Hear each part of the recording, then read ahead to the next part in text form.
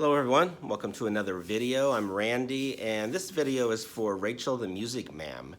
And she's having a contest and she reached 1,000 subscribers.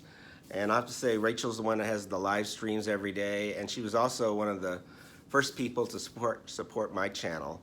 And so I want to enter her contest. And it all has to do with lyrics, and it's why it's called It's Only Words.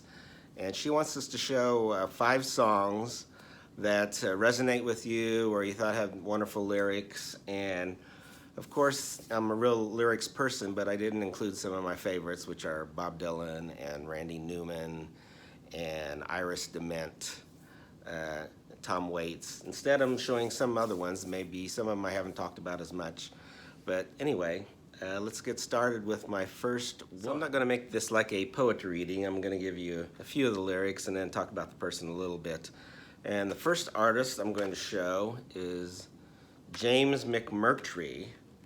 Now this album is his debut called Too Long in the Wasteland. And this came out in 1989.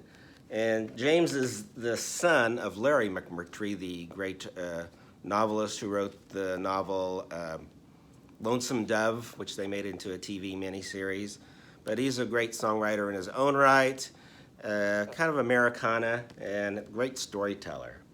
The first one I'm going to talk about is a song called Song for a Deckhand's Daughter, which kind of talks about a father that is irresponsible, and the mother has to hold the family together. So I'll just do the first verse here. He'd always whistle Jolie Blonde on his way out the back door on a Friday night. So many times he stayed gone. Rarely did he treat your mom right.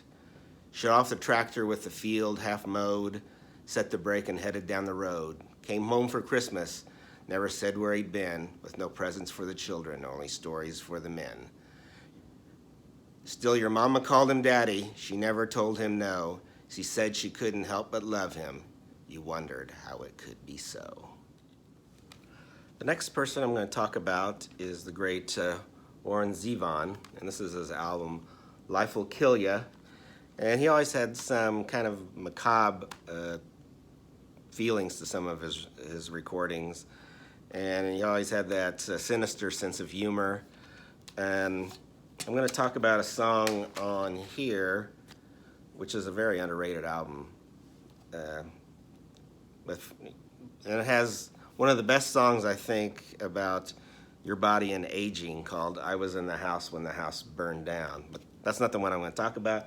I'm actually going to talk about the song For My Next Trick, I'll Need a Volunteer, which is kind of comparing his difficulties in love with being a bad musician, a bad magician.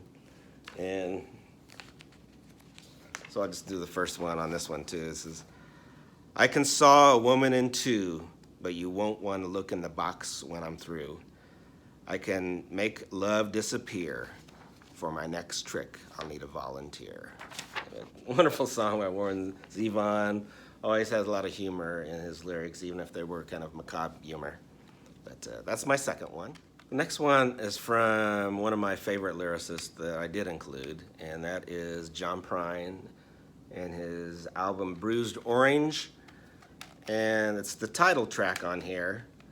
This is a great album. It's one of my favorite songs of his is Sabu Visits the Twin Cities, which if you're an old movie buff, you might want to look up, or if you're not, you can look up who Sabu was, but it's a very interesting song. But the song I'm picking off here is the title cut, Bruised Orange, Chain of Sorrow, about wallowing in your own sorrow and the destructive nature of that. But I'll just read one verse off that one. For a heart stained in anger grows weak, grows bitter. You become your own prisoner as you watch yourself sit there, wrapped up in a trap of your very own chain of sorrow. But yeah, wonderful song by John Prine. Like I said, one of my favorites. The next one comes from the great Americana artist Lucinda Williams, and this is her album Essence.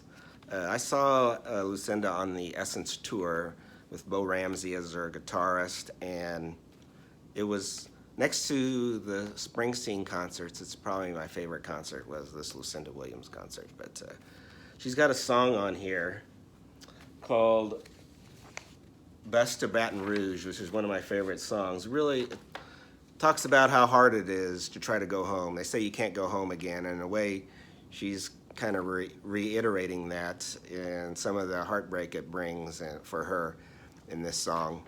But so I thought I'd read some of the lyrics for Best to Baton Rouge. I had to go back to the house one more time to see if the camellias were in bloom.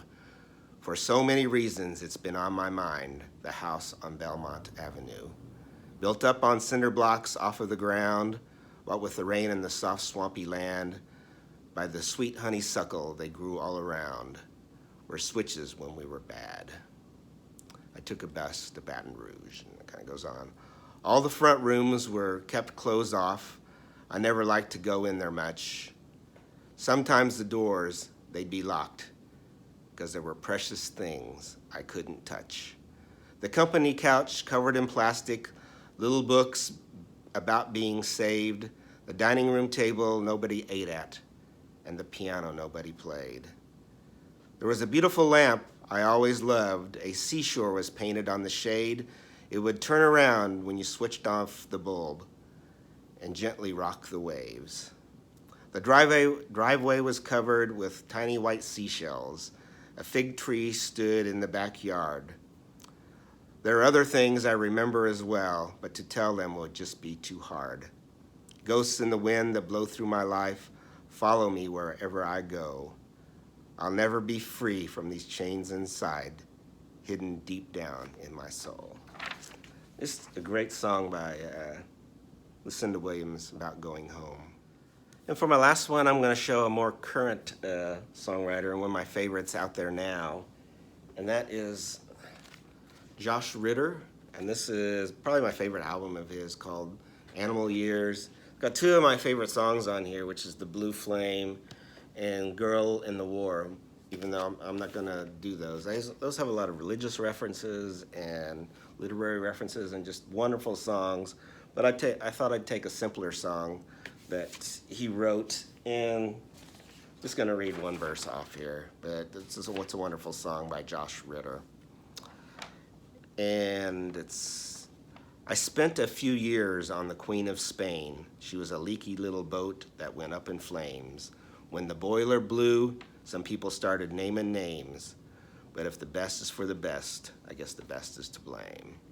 And it's all about the line, it's for the best, and he kind of takes aim at that, which it's a wonderful song. Anybody that likes great lyrics, I would look up Josh Ritter, and Best for the Best is one of my songs that I really like. But anyway, those are my picks for Rachel and her contest. I hope everyone else enters. I thank Rachel for entering my contest.